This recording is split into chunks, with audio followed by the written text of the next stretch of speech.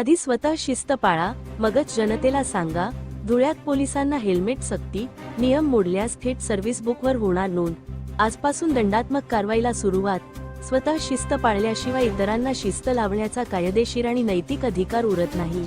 या तत्वाची कठोर अंमलबजावणी धुळे जिल्हा पोलीस दलात आजपासून सुरू झाली आहे. कायद्याचे रक्षक असणाऱ्या पोलीस अधिकारी आणि कर्मचाऱ्यांनीच जर वाहतूक नियमांचे उल्लंघन केले तर सर्वसामान्यांमध्ये त्याचा अत्यंत चुकीचा संदेश जातो.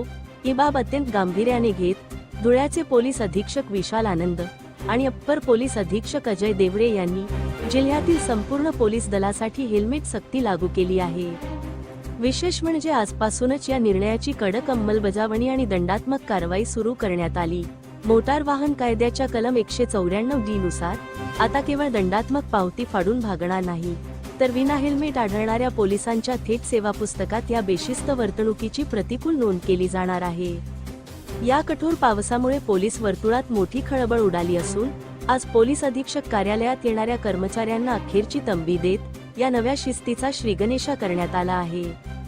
या मोहिमेचे सर्वात मोठे वैशिष्ट्य म्हणजे बेशिस्त पोलिसांवर करडी नजर ठेवण्यासाठी आता तंत्रज्ञान आणि सोशल मीडियाचा प्रभावी वापर केला जाणार आहे. जर एखादा पोलीस विना हेल्मेट दुचाकी चालवताना आढळला आणि त्याचा फोटो सोशल मीडियावर व्हायरल झाला तरीही त्याच्याकडून दंड वसूल करत कायदेशीर कारवाईचा बडगा उगारला जाईल.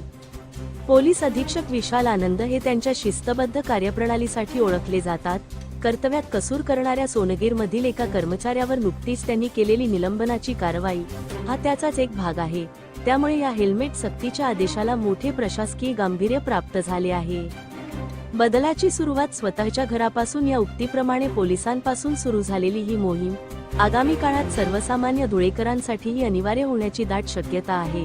त्यामुळे रस्ते अपघातातील जीवितहानी टाळण्यासाठी आणि स्वतःच्या सुरक्षिततेसाठी आता जनतेने ही हेल्मेट वापरणे काळाची गरज बनली आहे. धुळे क्राईम न्यूज साठी अब्दुल रहमान मलिक, धुळे.